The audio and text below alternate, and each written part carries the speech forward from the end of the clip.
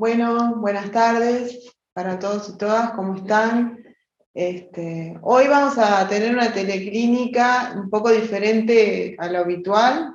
Para los que ya han entrado saben que hacemos presentación de un caso clínico y después hacemos una discusión, pero bueno, hoy nos acompaña el doctor Mateo Gamarra, que es deportólogo, y nos propuso una propuesta que se denomina Entrenando para la Vida, que nos va a hablar de uno de los pilares del tratamiento o de prevención de las enfermedades cardiovasculares en realidad. Así que bueno, cuando quieras, vamos adelante. Vale. Bueno, primero gracias, para mí un gusto estar acá y agradecerles por la inversión del tiempo a los que están conectados. La idea es hacer una presentación que sea hilo conductor y que vaya yendo, en la que se pueda intervenir, intercambiar, si tienen alguna cosa para agregar, algo que les parece que está mal o que está desactualizado. Vamos armando el camino, a ver cómo paso esto. Bueno, lo primero el título, ¿no? Entrenando para la vida. Muchas veces cuando hablamos de entrenamiento, automáticamente pensamos en un estadio lleno de gente, o en un gimnasio, y muchas veces nos falta o subestimamos las acciones de la diaria, de la vida misma.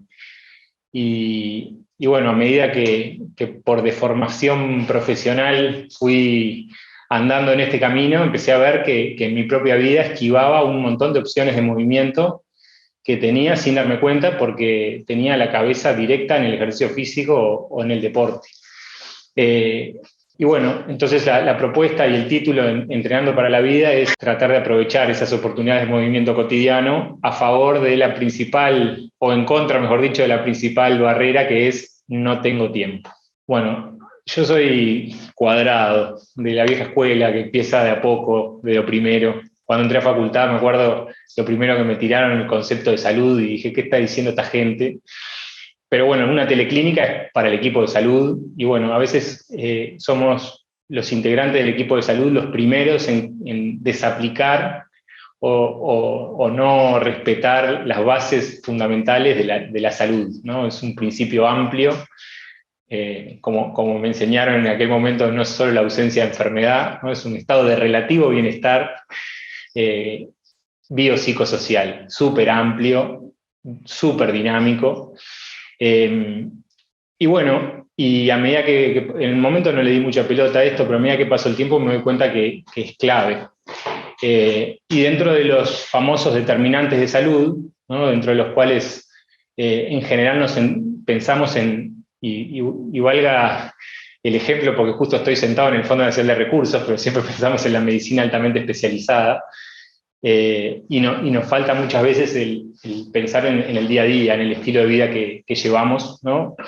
Y siempre tendemos a tirar la pelota a la casa del vecino, a trasladar la responsabilidad al sistema, ¿no? O al colegio de los nenes, o al trabajo, o que no tengo tiempo, y bueno, y vamos generando lentamente un proceso de desacondicionamiento físico en el cual nos vamos autoengañando, ¿no? Primero aumento unos kilos, cambio la ropa, después no puedo calzarme, ¿no? Pasa en algunos casos, llega una etapa que no puedo calzarme y bueno, me compro un calzado sin cordones, después no puedo subir las escaleras y me mudo, después no puedo bajarme o subir del auto y me compro una camioneta, ¿no? Hay como un cambio así en general, por lo menos en lo que se ve frecuentemente.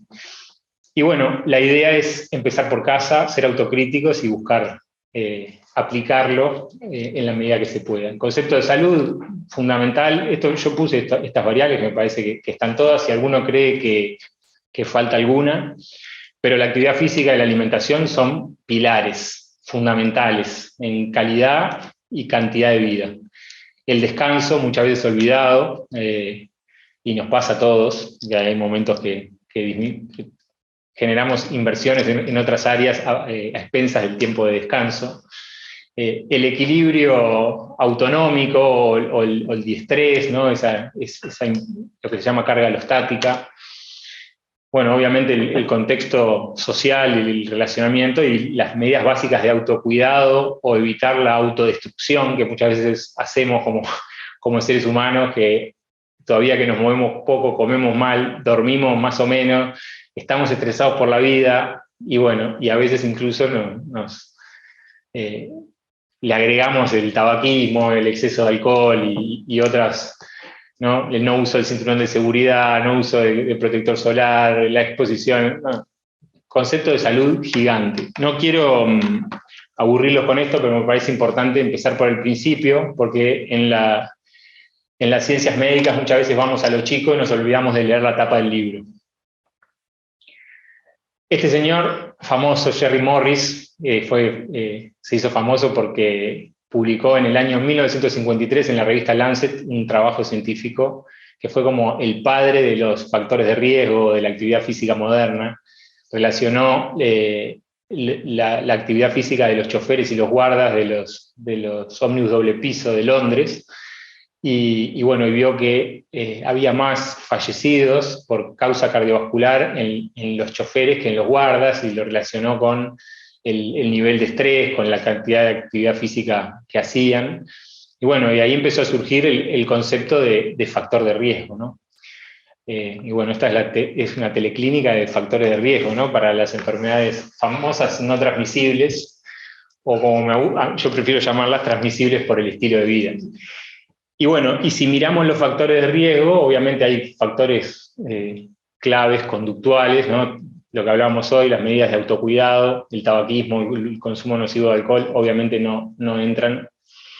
La importancia de la alimentación, muchas veces uno habla de alimentación saludable, pero no sabemos bien en general qué estamos diciendo, ¿no? Ahí obviamente que no es mi área, pero recomiendo mucho la guía de actividad física de Uruguay para todos los pacientes. Me parece que es una herramienta, tanto la guía alimentaria como la de actividad física, es una herramienta que debería estar colgada el PDF en las páginas de los diferentes centros de salud, etc. Y es un material de fácil lectura, con mucha infografía, que uno lo puede leer en el baño, ¿no? Entonces, esa simpleza me parece que vale la pena para hacer educación en los pacientes, por lo menos contarles que existen. Tienen varios años y yo todos los días encuentro pacientes que no saben de su existencia. Entonces, más allá de la difusión que se hizo, me parece que es un material súper rico para utilizar. Y también para leerlo nosotros mismos, para tenerlo en las salas de espera, para usar la difusión. Bueno, la inactividad física y el comportamiento sedentario son factores, o es un factor de riesgo que es independiente y dependiente a la vez, ¿no? Lo que es inactividad física y comportamiento sedentario. Ahora después vamos a ver. Y después, bueno, esas conductas con el paso del tiempo van generando cambios. Creo que la hipertensión arterial, la obesidad, el sobrepeso, problemas de colesterol, la diabetes, bueno, los problemas también emocionales, del estrés y todo lo que eso conlleva, son moneda corriente. A mí me pasa muchas veces que me paso poniendo en el diagnóstico de los pacientes desacondicionamiento físico, porque es lo que hay atrás, ¿no? Muchas veces uno viene por un dolor en una articulación, o dolores que van variando con el tiempo, que va de especialista en especialista, que le hacen estudios, y muchas veces lo que tiene es un desacondicionamiento físico. Aumenta el aumento de peso, pérdida de masa muscular, ¿no? Las articulaciones no soportan ese cambio y de alguna manera al principio se quejan, y muchas veces eso con el tiempo va generando patologías degenerativas, ¿no? como la artrosis, que tantos costos de salud también nos lleva. Y todo se relaciona con todo. Eso es lo que con el tiempo empiezo a ponerle énfasis. O sea, uno va viendo que el puzzle se va armando y que realmente hay una correlación entre todas las capacidades físicas que vamos a ver más adelante. Pasando de los factores de riesgo a lo que nos ocupa hoy, ¿no? Tratar más que nada de lo que es actividad física. Bueno, los beneficios, a mí no me gusta mucho leer los beneficios de la actividad física porque parece que estoy vendiendo algo. Realmente es una polipíldora, ¿no? Y también hay estudios que se van al diablo, para mi gusto, ¿no? Porque ya lo relacionan con un montón de cosas.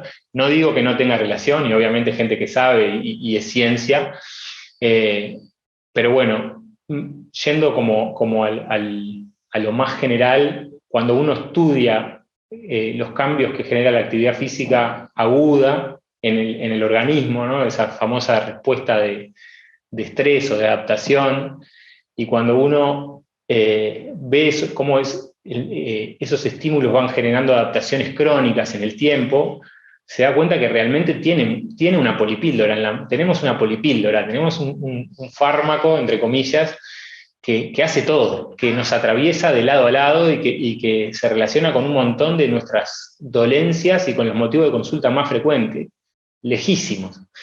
Y bueno, y a mí en este tema me pasa que tengo empujes y remisiones, tengo momentos que me ilusiono y digo, esto es la solución, y tengo momentos que digo, esta es la solución, pero es imposible, no es una solución práctica, no se puede aplicar esto. O sea, es nadar contra la corriente, es remar en dulce.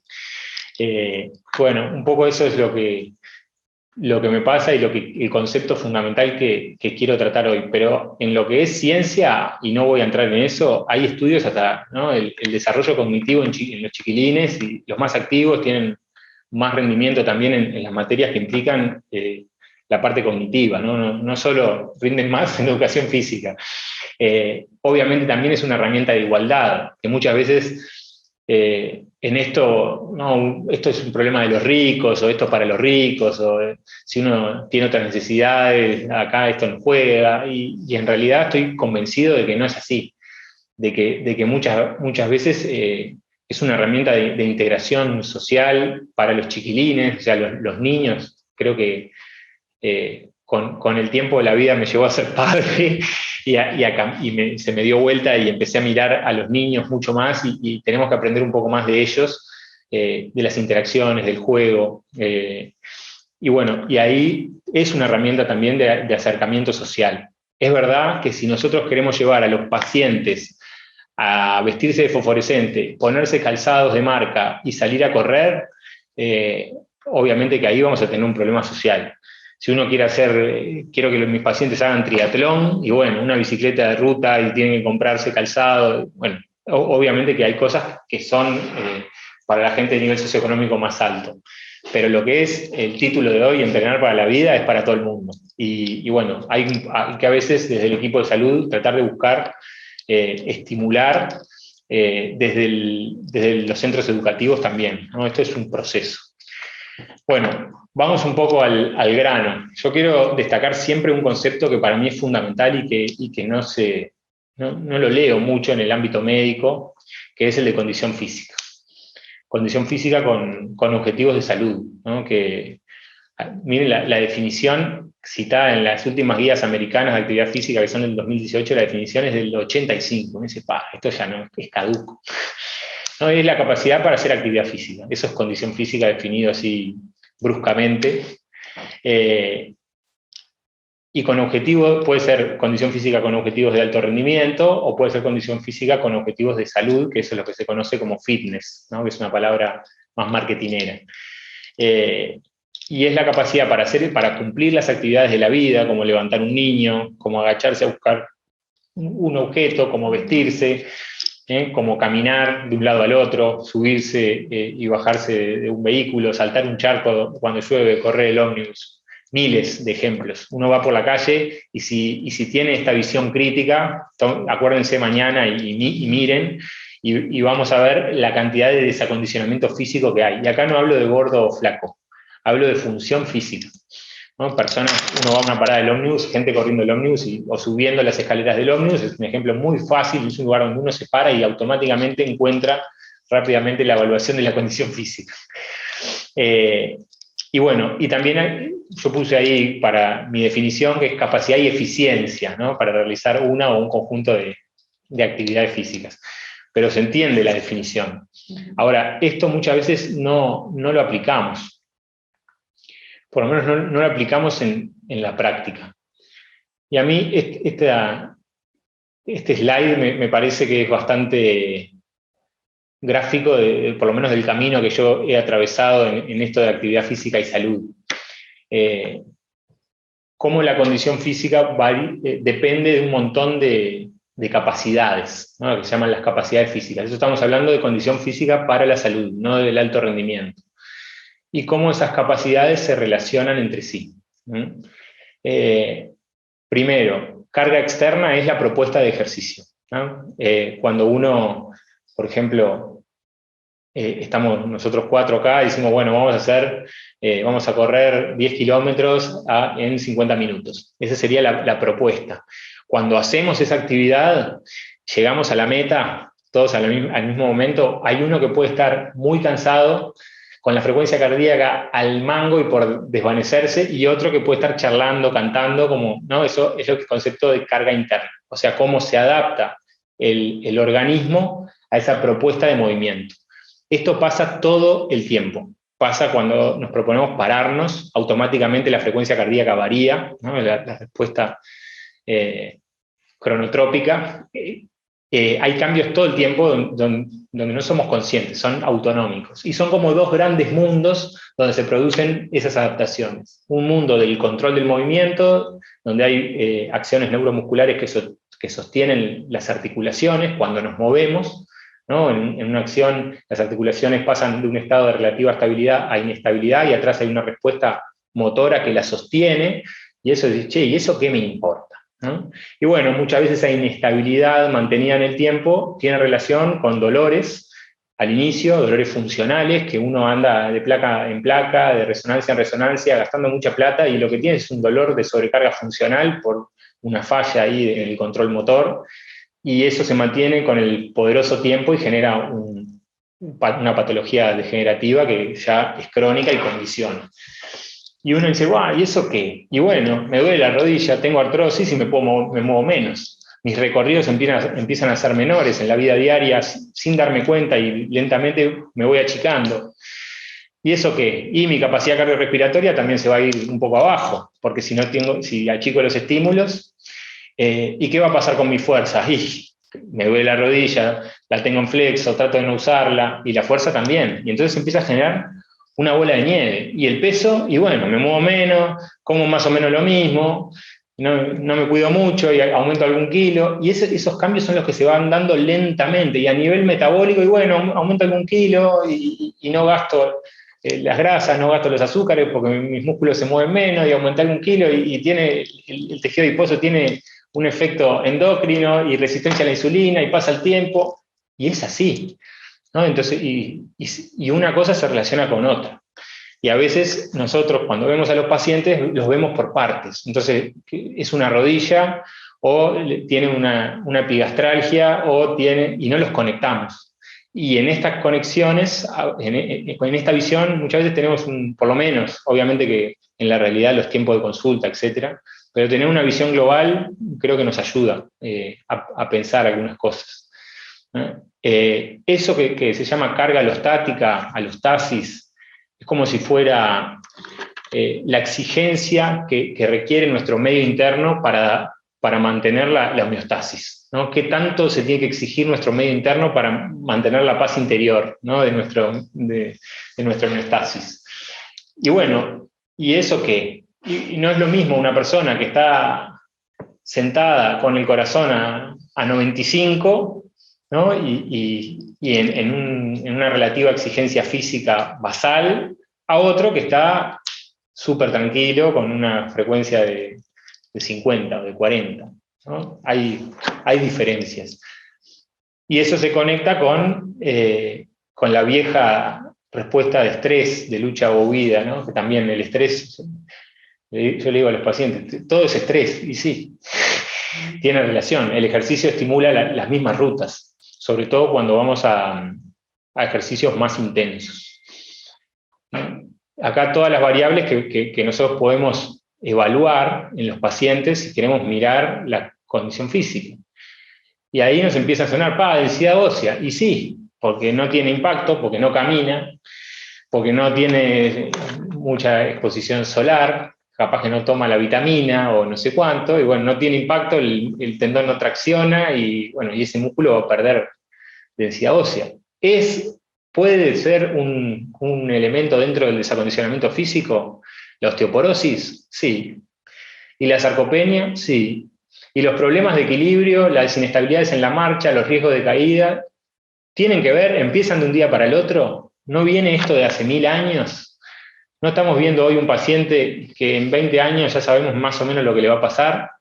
Y ahí, obviamente, en la vida real hay partidos que van 5-0 abajo, otros 1-1, ¿no? Entonces en los pacientes nos pasa a veces que dices, bueno, en este paciente no puedo apuntar ¿no? Tengo que apuntar a esto, a lograr algo un poco menos malo de lo que tengo y chao. Y después después que conquisto ese escalón, como yo separo siempre en escalera, después que conquisto ese escalón, bueno, veo a ver cómo va la evolución. Y bueno, y eso es un poco la evolución de la condición física en el ciclo de la vida. A mí esto es algo que con el tiempo me lleva un poco me ha apasionado un poco. Esto es una gráfica absolutamente teórica, no es la realidad. Hay 1000 variables en juego. Pero lo que busca representar es que en una edad temprana los chiquilines, los niños, van asumiendo capacidades motoras, van desarrollando sus capacidades físicas, van mejorando, ¿no? Uno mira a un niño cuando empieza a caminar o está todo tembleque, después empieza a tener movimientos mucho más armónicos, coordinados. Bueno, llega un momento de relativa juventud, 20, 25 años, donde sería, desde el punto de vista biológico, el pico de la condición física, y después viene un proceso natural de envejecimiento, donde la condición física lentamente no va en declive. Uno no puede desconocer el paso del tiempo y la biología. Pero ese proceso de envejecimiento que lo tenemos naturalizado, que muchas veces, bueno, cuando tenía 20 años pesaba 30 kilos menos, ¿no? Y es porque estoy más viejo. No es porque estás más viejo, no tiene nada que ver. O sea, el peso lo puedes conservar, lo puedes mantener en toda tu vida. Obviamente, si hablamos de una capacidad como la fuerza, y sí, las testosteronas o las hormonas que se relacionan con la fuerza no son iguales, sí, correcto. Pero hay mucha implicancia del estilo de vida, mucha implicancia de los estímulos cotidianos. Y esta línea nueva que se trazó ahí, que es amarilla y negra, no es mentira, es naranja, lo que ve es otra persona que tuvo un crecimiento y desarrollo similar, que llegó a un pico de condición física similar, pero que bueno, de repente tuvo otros estímulos físicos. Acá no estamos entrando en lo genético, estamos yendo a cosas mucho más grandes. Obviamente que hay diferencias genéticas, hay 1000 variables, pero estamos enfatizando en el estilo de vida, ¿no? Entonces, esa persona, la de la línea naranja, de repente estaba mucho tiempo sentado, no tenía acciones habituales donde se agitara y lograra un estímulo o una carga interna aeróbica moderada, ¿no? Básica. Se perdía el estímulo porque subía por el ascensor. Bueno, caminaba poco, se iba en bici, en moto, en auto a la esquina, y bueno, y eso va generando condicionamientos. Y esto es algo que es un enfoque que a mí me cambió un poco algunos comportamientos de mi vida. Uno piensa, por ejemplo, hoy no me agacho, ¿no? Ese es un ejemplo que pongo siempre. Un adulto en general está sentado, parado o acostado, ¿no? Una flexión profunda de cadera en una sentadilla, ¿no? Vamos a intentarlo, ahí nos movemos y reseteamos la postura, ¿no? Yo, por lo menos, voy al piso. ¡Apa! ¿No? ¡Ah, qué bueno! ¿No? Después levanto la mano. ¡Oh! La espalda la siento como ¡wow! ¿No? Uno siente y dice, no sigue ni voy al otro. ¿No? Nadie, siguen sentados. Aumenta su riesgo. ¿No? Entonces, esos gestos, yo voy de mañana, me voy a atar los cordones, perfecto. Pongo la silla y pongo el pie en la silla. ¿No? Me voy a poner el pantalón. Me siento y me pongo el pantalón.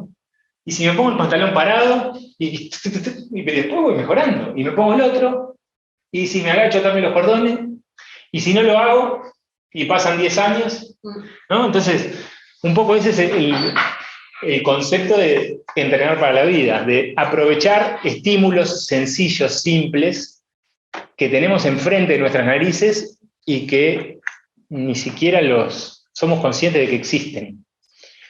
A ver, ahí va. Y ahí esa línea dice umbral de dependencia funcional. ¿Y qué pasó? Un día la línea naranja no tiene la capacidad física suficiente como para ser independiente. Necesita ayuda, necesita que alguien lo ayude. Hay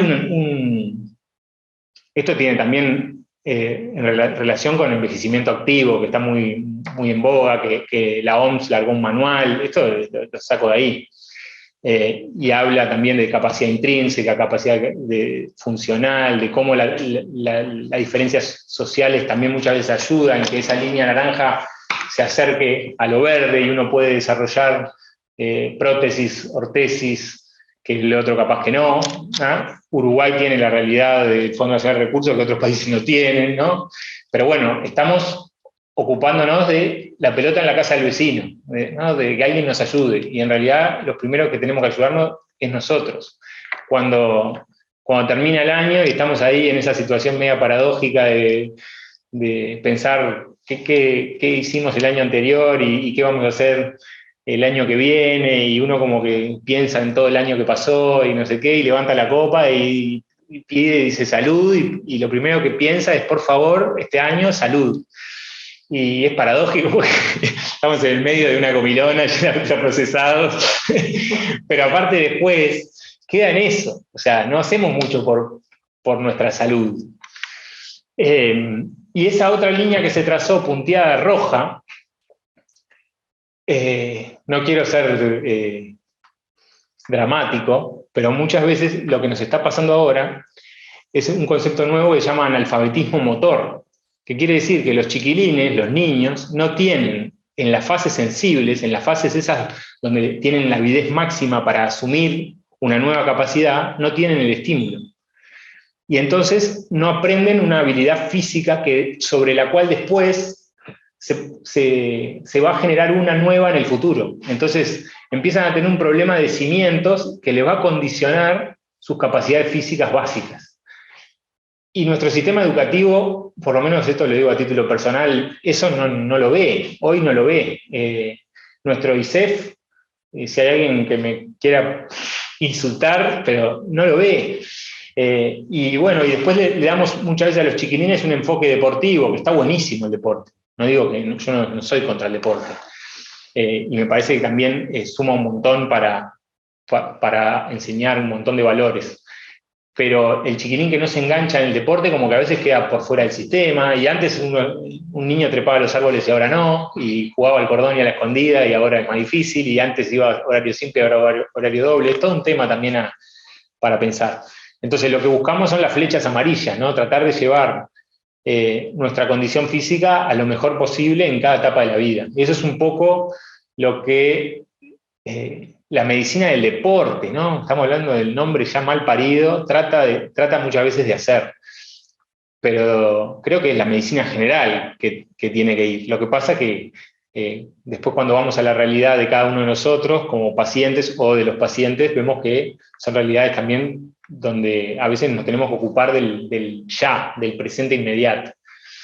Y esto es un poco poner en ejemplos lo que venimos hablando, comportamiento sedentario, mucho tiempo sentado, ¿no? No llegamos a las recomendaciones de la Organización Mundial de la Salud, o sea, somos inactivos, nos faltan estímulos específicos, motores en fases sensibles, nos faltan estímulos físicos específicos en algunas capacidades. Por ejemplo, si yo voy al gimnasio y trabajo fuerza y hago cardio en bicicleta, y bueno, pero si no me agacho, la flexibilidad de cadera se me va a afectar, y bueno, y después capaz que eso también me genera un problema. Nos falta educación en estilo de vida, fundamental, para mí falta un montón. Yo sigo machacando con los mismos conceptos, a veces agarro un PowerPoint y digo, soy un ladrón, porque hablo de lo mismo, siempre machacando de lo mismo, pero creo que desde el equipo de salud tenemos que empujar todos, desde la instancia de la sala de espera, desde el que recibe en un centro de salud, desde las vías de comunicación, redes sociales, página web, o sea, hay 1000 acciones que podemos hacer a favor de educar a los pacientes. Bueno, estrés en reposo, ¿no? obviamente tenemos patrones culturales, ¿no? Yo no vivo en otro mundo, es difícil, vivimos en una red, ¿no? Y bueno, a veces ir contra alguna de esas costumbres es difícil, pero bueno, todo va llevando primero a un aumento de peso, me falta un poco de músculo, tengo ahí algunos déficits y después empieza el problema del mundo de las enfermedades, el uso de fármacos para todo, ¿no? Todo lo soluciono con un fármaco y bueno, da para pensar. Así que, volviendo a esto, acuérdense cómo interaccionan una cosa con la otra y muchas veces nos descoordinamos. Por ejemplo, yo veo el traumatólogo que analiza de repente lo morfoestructural, le dice al paciente, che, quédate quieto, tenés una artrosis de rodilla, quédate quieto. El nutricionista que mira desde la composición corporal le dice, vos, pero pará, ¿te quedás quieto? Esto no va para más, no sé qué hacer, ¿no? El cardiólogo lo mira de lo cardiorrespiratorio, de lo cardiometabólico y dice, che, no te quedes quieto porque es fundamental para el control de un montón de factores de riesgo. Y decís, el paciente no entiende nada, ¿qué hago? ¿No? Y hay una prescripción de ejercicio para cada paciente donde se puede tener cuidado, hay etapas, hay una escalera, hay escaleras, o sea, hay niveles. Voy conquistando escalones, no salto del 1 al 5. ¿Quién era que tenía dolor lumbar? Porque fue a Pilates. Sí. Muchas veces pasa eso. Tengo una condición física de base y la carga externa es un poquito elevada para lo que yo puedo hacer.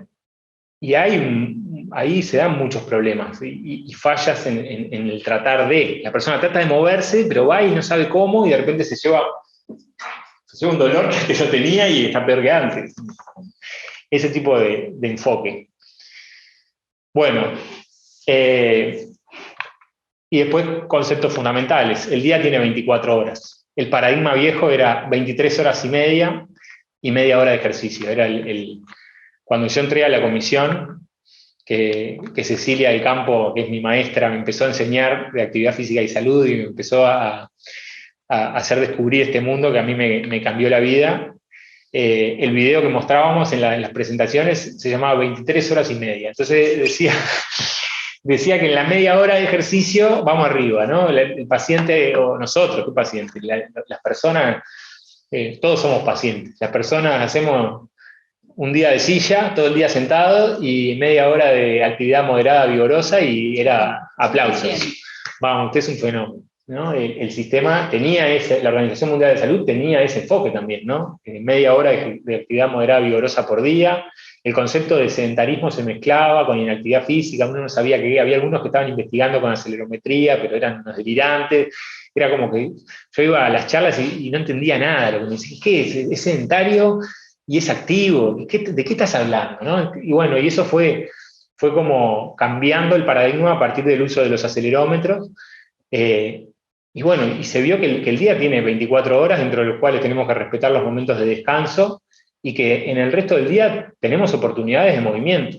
Es entrenar para la vida, ¿no? Entonces, en esas horas que nos quedan, que teóricamente serían más o menos 16 horas, obviamente que tenemos que trabajar. Yo estoy hablando sentado, o sea, díganme, paradoja. Vivimos en un mundo de paradojas. Ahora, eso es otra cosa. Buscando el ideal, que eso también lo digo a título personal, buscando el ideal, uno piensa o capaz que alguno piensa que yo soy un ejemplo a seguir y soy ortodoxo radical y no, yo voy a un asado y como lo ultraprocesado de vez en cuando y como le digo a todo el mundo, me podés encontrar en diferentes lugares, pero si vos mirás mi calendario, cómo yo cambié mi vida después que me metí en este mundo, y bueno, predominan los días que están en verde sobre los que están en rojo, ¿no? Predominan los días donde relativamente me cuido con la comida y relativamente me muevo. Y ese es un poco el concepto. También una frase que Cecilia me decía todo el tiempo, y yo soy o era más perfeccionista, la perfección es enemiga de lo bueno, me decía, y tiene razón. O sea, hace algo es mejor que nada. Recién, cuando estaba viniendo para acá, me encontré con un WhatsApp de un amigo que increíblemente es el que me hace más bullying con todo lo de la actividad física, y me mandó y me dice, che, tenés razón, voy a empezar en el Tabaré. Y bueno, y un poco, ¿no? Me emocioné, digo, bueno, vamos arriba.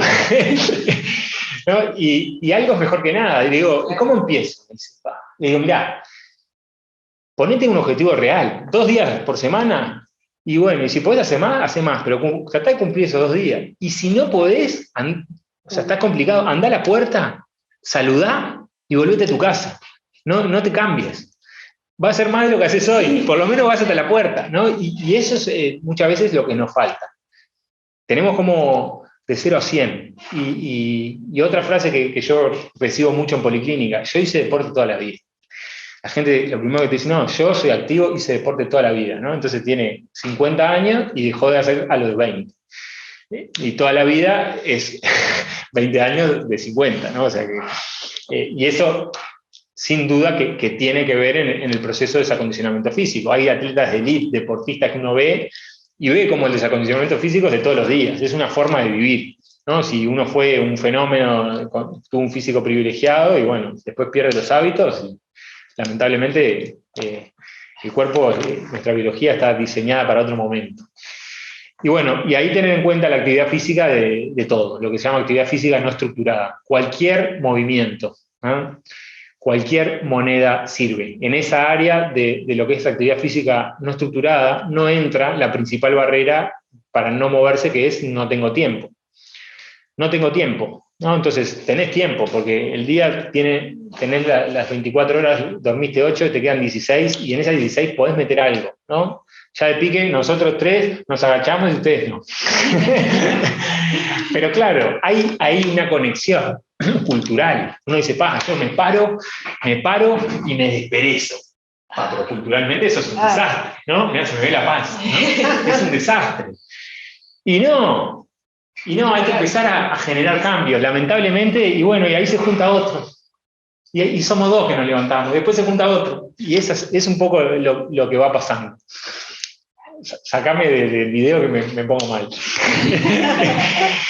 Y bueno, en ese mundo de la actividad física no estructurada, podemos tratar de fraccionar el tiempo silla, o sea, reducirlo si podemos, y obviamente tenemos que cumplir responsabilidades, etcétera. Hay muchos trabajos que son sentados, y bueno, tratar de por lo menos de resetear ese tiempo sentado. Y en esos ejemplos que se nos cruzan por las narices y que desperdiciamos, tratar de poner lo nuestro, de no poner la pelota en la casa del vecino y tratar de generar un cambio. Ejemplos. Voy a buscar a las nenas al jardín, autos en triple fila, un relajo, autos estacionados en las esquinas, caos. A 2 cuadras no hay un auto estacionado. No se nos ocurre estacionar a 2 cuadras y caminar y volver con nuestros hijos de la mano, tranquilo, o sea, cosas así que uno dice, pero este loco tiene razón. Un piso por escalera, espero la escalera, perdón, un piso por ascensor, espero el ascensor, ¿no? Entonces, estoy mal dormido hoy, les pido perdón. Yo vivo en el mismo mundo y a veces también le como minutos al sueño. ¿No? Entonces tenemos esas cosas que el estacionamiento, adentro no voy al súper, en el auto porque tengo que traer las bolsas. Está bueno, vaya y pase. Puedo tener un carrito como se hacía antes. Pero bueno, ponemos que son muchas bolsas, ¿no? Cosas de vidrio, uno va en el auto, le da cierta comodidad, pero no solo va en el auto, estaciona en la puerta. Y trata de girar alrededor de la puerta si no encuentra el lugar. Y en la periferia, cerca del muro, hay lugares libres. Y el carrito, porque obviamente llevamos las cosas en el carrito, podríamos ir haciendo fuerza máxima, fuerza resistencia, entrenar para la vida en el extremo. No propongo eso. Pero el carrito lo llevamos, abrimos el auto, ponemos todo en la valija y lo dejamos en el estacionamiento, el que se arregle el que viene. Ni siquiera le damos una mano al que acomoda los carritos y los llevamos a esos lugares que hay. Vean que en los lugares, en los supermercados, hay unos lugares que dicen, deje su carrito aquí, nada. Entonces, pasa el tiempo y nos oxidamos. Y no entramos en el mundo del ejercicio físico y del deporte, ¿no? Estamos hablando de la vida. Entonces, bueno, ese es un poco el machaque de hoy. El ejercicio físico, obviamente que influye, y obviamente que es determinante. ¿Por qué?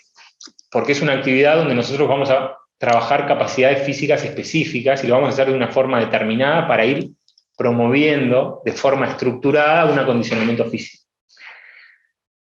estamos de acuerdo, es innegable que el ejercicio físico es la verdadera polipíldora, ¿no? De repente uno en su vida no puede lograr una actividad tan perfecta como si le dedica tiempo libre al ejercicio. Pero una cosa no quita la otra. Y después el mundo del deporte, que siempre lo pongo en rojo, van a pensar que odio el deporte, no es así, me encanta, me apasiona. Pero bueno, es un mundo donde no hay control de las cargas, donde hay una anarquía, donde la carga externa depende de la pelota, ¿no? O sea, si la pelota va para allá, es mi 100% y dejo la vida, ¿no? Y ahí los pacientes y las pacientes me dicen, no, pero yo juego mami, hockey. No hago tanto. Sí, pero le va la pelota ahí y dejan la vida. Yo hago mami fútbol, mami no sé qué, no. ¿Ah? Y el deporte muchas veces tiene un objetivo competitivo y se pierde un poco el foco ahí. Y en este mundo en el que vivimos, de la falta de estímulos cotidianos y de la falta de ejercicio físico, nos encanta el deporte. Entonces ahí empiezan los riesgos. Cuando nuestra carga externa en una actividad deportiva que buscamos al mango, que capaz que no tenemos una condición física suficiente, que estamos queriendo ganar, que somos competitivos, ahí empiezan los riesgos. Si nosotros hacemos una actividad a la que estamos acostumbrados, los riesgos son nulos, muy pocos. Ahora, si no hacemos nada y pasamos a una actividad de lunes a viernes, oficina, mala alimentación, todo lo que hablamos, y el fin de semana, partido a morir, y bueno, obviamente que ahí el deporte no es lo ideal. Y muchas veces, sobre todo en los niveles socioeconómicos altos, se ve eso, ¿no? El guerrero de fin de semana, que va, hace lo que puede en el fútbol, después va al tercer tiempo y destruye lo poco que gastó, y bueno, es la paradoja. Otra paradoja más. Y después, más allá en esto obviamente que el nivel socioeconómico juega un montón, en estas cosas muchas veces los que tienen menos posibilidades de transporte, etcétera, bueno, les vendría bárbaro, ¿no? Pero bueno, no se cumple tampoco, ¿no? Y no tengo plata, pero gasto plata en los cigarros y uso la moto ¿no? Y se da en todas las clases sociales se da lo mismo. Obviamente que si entramos en el biopsicosocial, esto es muy complejo. Yo lo estoy simplificando con un objetivo de explicar lo biológico. Y bueno, la de siempre, esta tiene 30 años, este slide. Bueno, cumplo 40 este año, no es tan viejo. Pero digo, los 3 niveles de acción desde el paradigma nuevo, ¿no? Ya no es media hora por día, sino en el correr del día tratar de disminuir el tiempo sentado, lo que se llama comportamiento sedentario, ¿no? Son esas actividades de gasto energético similar al del reposo. No entra en el tiempo sedentario estar parado. Estar parado, ¿no? Obviamente dormir tampoco, ¿no? Claro.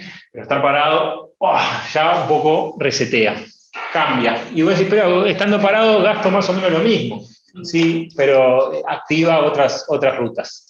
Entonces, hacer esa salvedad también.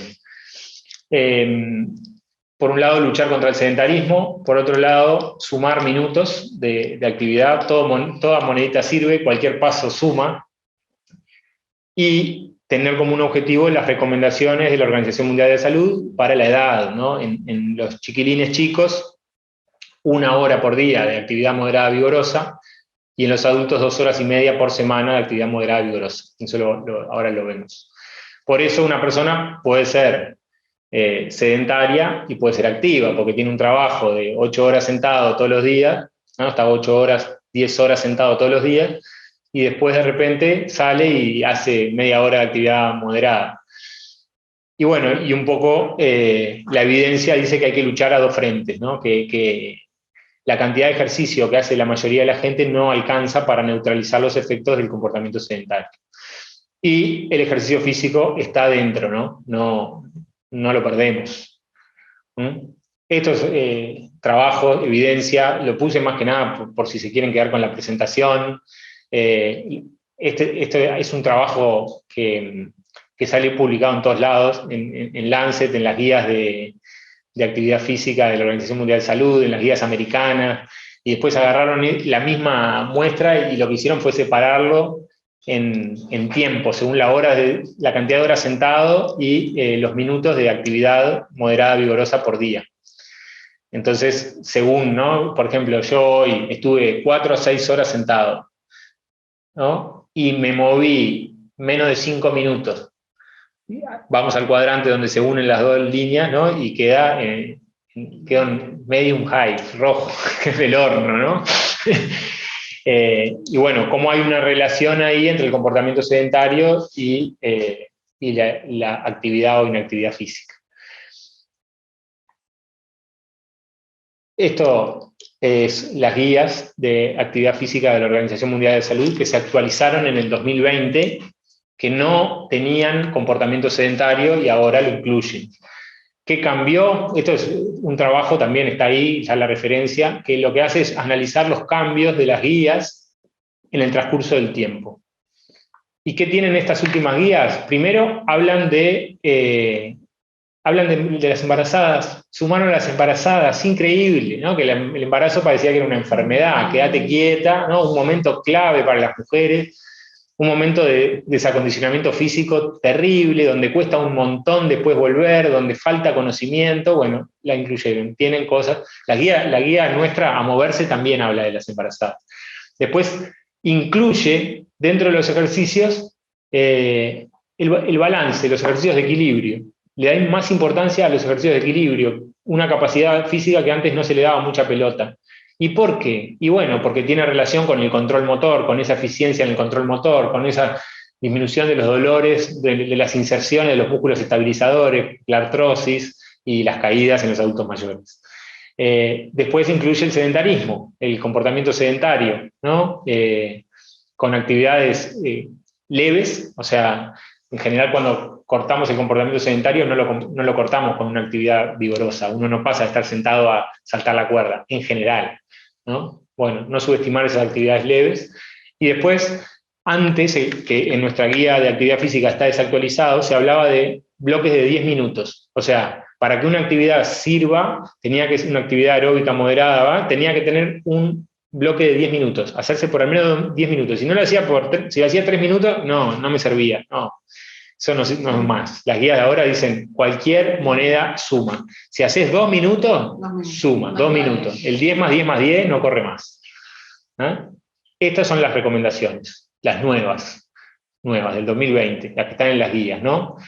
Jóvenes de 5 a 17 años, 60 minutos de actividad moderada vigorosa, ¿eh? Por día. Y después en los adultos, o sea, de 18 para arriba, al menos 150 minutos, que son 2 horas y media. Si puedo acercarme a los 300 minutos, es mucho mejor. Mucho mejor. Si en mi vida hago 20 minutos semanales, y bueno, tratar de aproximarme. Acuérdense, algo es mejor que nada. Hoy tratar de estar un poco mejor que ayer. Y después, una cosa importante, ¿qué es la actividad aeróbica moderada? Primero, la actividad aeróbica, ¿qué es la actividad aeróbica? La actividad aeróbica es aquella en la que predomina un estímulo cardiorrespiratorio, ¿no? En la que nosotros vamos a tener una sensación de que nos aumenta la frecuencia cardíaca, que nos aumenta la frecuencia respiratoria, que se nos entrecorta el habla. Obviamente que el corazón late todo el tiempo y que si yo hago una actividad de fuerza también va a aumentar. O sea, toda actividad tiene un componente cardiorrespiratorio, pero no predominantemente aeróbica, ¿no? Si yo trabajo la fuerza máxima voy a tener menos estímulo cardiorrespiratorio que si trabajo fuerza-resistencia. O sea, fuerza máxima es poco peso, blum, levanto, ¿no? Mucho peso, pocas repeticiones, y fuerza-resistencia es tal vez menos peso y lo hago más veces en el tiempo. Y en eso hay, bueno, tratar de asesorar a la gente. Y la actividad moderada es esa que te permite hablar pero no cantar. Eso dice el test del habla, ¿no? Hablar pero no fluido. Es la de, siempre pongo el ejemplo que es la de los mensajes de WhatsApp, ¿no? Que el tipo va caminando por la calle, hola muchachos, ¿cómo andan? ¿Qué compro para el asado de hoy? ¿No? Es así. Eso es una actividad moderada. Y la actividad vigorosa es aquella donde podemos decir las palabras sueltas, donde la frecuencia respiratoria ya no nos deja ni hablar. Cada minuto de la actividad vigorosa, no sé si dije bien, cada minuto de actividad vigorosa multiplica por 2. ¿Ah? Por eso se dice, es una combinación, ¿no? sería minutos de actividad moderada más minutos de actividad vigorosa por 2. Esa sería la ecuación. Y después pone los ejercicios de fuerza, ¿no? En los niños y en los adultos, al menos 3 días, al menos 2 días, y agrega el tema del sedentarismo, ¿no? Limitar el tiempo sentados y sobre todo el tiempo sentado de mala calidad, que es el tiempo pantalla, recreativo, ¿no? El tiempo pantalla recreativo, estar mirando solos ahí la tele, ni siquiera sin compartir con nadie. Bueno, estamos en 50 minutos. Sí. Esto igual yo se los dejo y obviamente quedo a la orden. Es un poco los resúmenes de lo que venimos hablando. Y después, esto también es algo con lo que a mí tiene cierta aplicación práctica, que son las etapas del cambio, a la hora de nosotros generar un cambio, dónde estamos parados, ¿no? La etapa precontemplativa es no considero el problema, no lo veo como un problema para mí, no me importa, o tengo otra prioridad. La contemplativa me gustaría, la verdad que está bueno, me encantaría aumentar mis niveles de actividad física, disminuir el sedentarismo, pero no puedo, estoy a 1000, estoy en otra cosa. Pero por lo menos considero el problema. Hay una diferencia brutal acá. Después viene la preparación, que es cuando trato de hacer algo ¿no? O sea, empiezo a transformar la idea en una acción.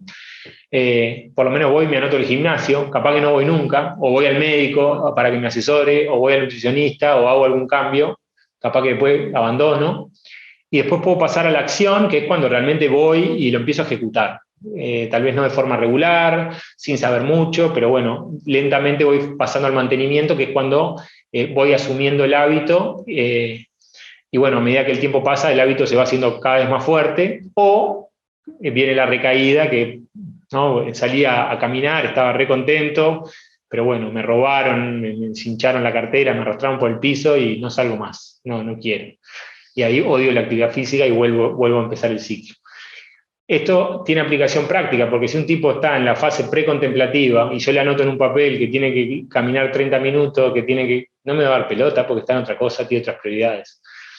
Si el tipo tiene mira el problema, pero todavía no lo puede aplicar, capaz que podemos investigar los por qué, las barreras que tiene, qué le pasa, por qué no, por qué lo está postergando. Tal vez con estas medidas de entrenar para la vida, de la actividad física no estructurada, podemos empezar algo. Por lo menos que se agache, por lo menos que se pare el sillón, ¿no? Por lo menos intentar algún cambio. Para eso no hay que ser rico ni pobre. Esos cambios se pueden hacer. Después, en lo que es la preparación, asesorarlo, ayudarlo. Mirá, en tu barrio está esto.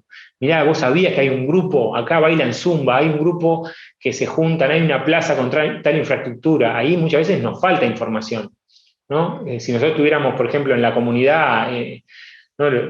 Los médicos de familia, pobres, que se tienen que ocupar de todo, también tienen que saber dónde están los gimnasios al aire libre, cómo usarlos, ¿no? Pero bueno, muchas veces le da ayuda. El paciente dice, ¿usted hace actividad? Sí, hago yoga, ¿no? Entonces, el yoga es un tipo de actividad donde va a predominar el equilibrio, la flexibilidad, de repente un poco la fuerza, pero el componente cardiorrespiratorio del yoga es muy poco, ¿no? Entonces, también desde el equipo de salud está espectacular el yoga, siempre reforzar bien el yoga, está buenísimo, y realmente está buenísimo, y la flexibilidad es una capacidad olvidada que trae muchos problemas, pero también siempre tratar de buscar, vamos a tratar de generar más low cardio, porque quemas calorías, porque a nivel metabólico te sirve.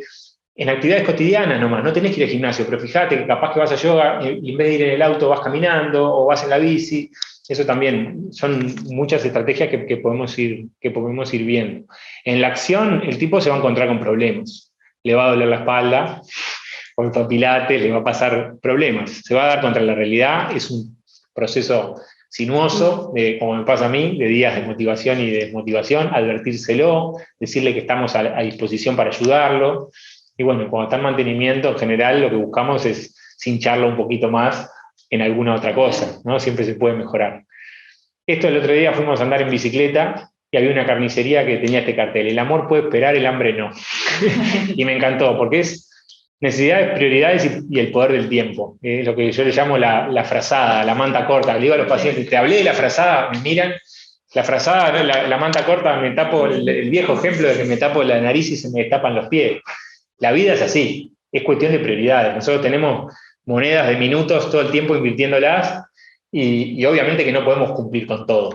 Y viene un poco a reforzar, entender las necesidades y las prioridades del otro. Hay momentos donde uno emocionalmente no quiere nada, hay momentos, ¿no? Entonces, bueno, tratar de hablar no de días, sino de meses o años, o tratar de mirar lo que hablamos al principio, no un día que quedó rojo, sino que la semana no me quede toda roja o me quede menos roja que lo que me quedaba antes. Eso es un poco lo conceptual. Material bibliográfico, las 2 guías para mí son muy buenas. La guía alimentaria para mí es un material que está impresionante. La guía de actividad física, si bien tiene cosas que tenemos que habría que actualizar, está buena también. Ahí está las guías de la Organización Mundial de Salud, que yo no las encontré en español. Todo esto está en internet. Las guías americanas están en inglés, pero hay materiales también que están en español.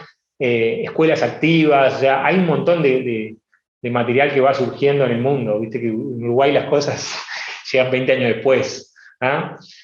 Y bueno, y de deberes, ideas en acción. En estas 24 horas del día, donde duermo 8 y me quedan 16, en los otros momentos estoy o transportándome, o en el tiempo libre, o en casa, o en el trabajo. Y bueno, ¿cómo hago en esos 4 dominios para tratar de bajar el sedentarismo y sumar actividad física? Bueno, hasta acá llegamos, seamos activos. Esto es de la Organización Mundial de Salud. Dice todos, en todos los lugares, todos los días. Bien. Caminemos, pedaleemos, no sé si se escribe así, pero está así. Juguemos, usemos las escaleras, ¿no? ¿Qué cosas entrenemos para la vida? Porque si no lo usamos hoy, en 10 años tenemos un problema funcional, una disfunción, que en 20 años nos da otro problema. Gracias totales. Gracias. Bueno, buenísimo, la verdad. Voy a tomar agua porque estoy mal dormido. Bueno, muy buena la exposición. Así que bueno, no sé si tenemos unos minutitos, muy pocos, pero bueno, para algún intercambio. Pueden pararse. ¿Alguna pregunta? ¿Algo que nos quieran comentar? ¿Qué les pareció? Me encantaría que alguien hable. Me encantaría, por favor, no me dejes solo. ¿Cómo se paran? Se paran todos. Muy bien, fue efectivo. Les voy a contar una. Tania tiene un comentario. Bien, Tania, vamos arriba. Me paré, que consten acá. Vamos arriba. No, en realidad agradecerte, Mateo, por la teleclínica de hoy.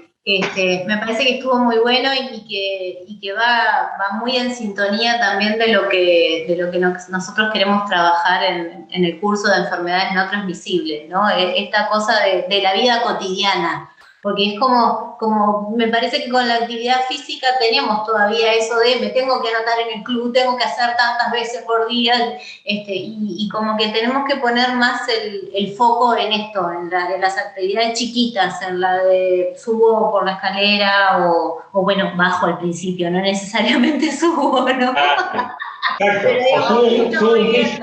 Claro. Bien, acá, hoy una crítica, ¿no? Viste que subí por la escalera, tercer piso por escalera. Me dijeron tercer piso, ahí está el ascensor, porque eso es cultural también. Todo el mundo dice, no, pero mirá que ahí está el ascensor. No, pero voy por la escalera. Abandonada las escaleras, penumbra, parece que te metés en, ¿no? Llegás ahí, un cartel tirado que no se sabe que quedó ahí, que usan de depósito, entrás por una puerta que no sabes a dónde va. ¿Cuánto sale poner un cartel, bienvenido a las escaleras? Son tantos escalones, es un estímulo. 3 chirolas, nadie lo hace. O pegar pegotines. El otro día veía en un videíto en el gimnasio justamente, que en Alemania implementaron en el metro como un desafío de la gente tiene que hacer sentadillas. El que puede hacer más de no sé cuántas sentadillas en 2 minutos tiene el pasaje gratuito. Mirá. Y en realidad lo implementaron por unos juegos que ellos iban a hacer en invierno y después como que tuvo tanta aceptación en la gente que lo dejaron, pero como una manera de estimular, ¿no? Me pareció genial. Hay 1000 intervenciones así. En internet puedes buscar, está el famoso de las escaleras ese que le pone sonido con el piano y la gente primero mira y después van todos saltando en el piano. Pero uno va, yo cuando voy a Buenos Aires, del lugar, porque acá no tenemos metro, tenemos pocos lugares que tienen una escalera común y una escalera mecánica al lado, ¿no? En el puerto de Colonia pasa, siempre, me paro ahí y disfruto. 100%, 99% en la escalera mecánica, y en la escalera mecánica, que eso es algo que me revienta, Sí, Me quedo parado. ocupo todo el escalón. Si alguien me pide permiso, lo miro por arriba del hombro, con cara de ¿qué estás haciendo? ¿No te das cuenta que es una escalera mecánica? ¿No? En los shoppings podríamos hacer una intervención. Che, circule o deje circular a la gente activo, pones un escalón, pero lo que pasa es que también hay un tema de si yo me pongo ahí, pierdo el cliente, capaz, ¿no? O cae mal la información. Entonces, la actividad física en eso vende poco, ¿no? Vende poco. Bien, bueno, muchas gracias. Otra pregunta. Gracias, Mateo, por la charla. Me pareció que estuvo súper interesante la propuesta y la consideración, sobre todo, de focalizarnos en el día a día y en el pequeño esfuerzo y no tanto en los grandes esfuerzos que a veces son más difíciles de bajar a tierra. Me parece que estaba pensando exactamente lo mismo que decían, o sea, lo difícil que tenemos de pensar en los diseños de las propuestas y para poder fomentarlo, ¿no? O sea, no es lo más visible establecer, no sé, yo estoy pensando ahora en el súper que tengo acá a 4 cuadras, que te obligan a ir por unas rampas de estas mecánicas en vez y te dicen que no puedes usar la escalera porque es solo para emergencias. Cosa que a mí me asombra, que no puedas usar una escalera, o ascensor o rampa. Pero también nosotros, en el fondo, es lo que decís, o sea, también está medio escondida la escalera y tenerlo eso en cuenta también para... Yo hago administración, entonces me pongo a pensar en ese tipo de cosas. Los tomadores de decisiones son puestos clave. O sea, nosotros desde el pueblo podemos transmitir un mensaje, empujar a un lado para el otro, pero si yo voy a una empresa donde tengo que ir vestido, con la corbata hasta acá, perfume, ¿no? Y vivo a 5 kilómetros y no voy a poder usar la bicicleta. Si no tengo un vestuario, y capaz que me cuesta, por lo menos me va a costar más al principio, porque al principio uno se transpira un poco más, después mejora. Esas cosas están llenas, 1000 acciones, que uno se puede quejar del contexto. La clave de hoy es, primero yo, ¿qué puedo hacer yo por mí mismo? Y después, ¿qué puedo hacer yo por mi familia y por mi contexto o desde mi puesto de trabajo?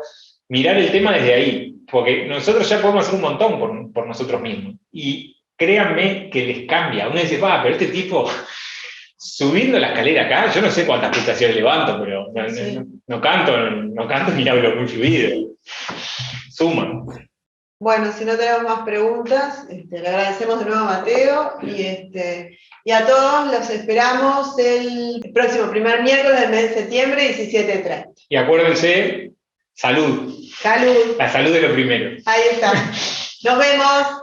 Hasta luego.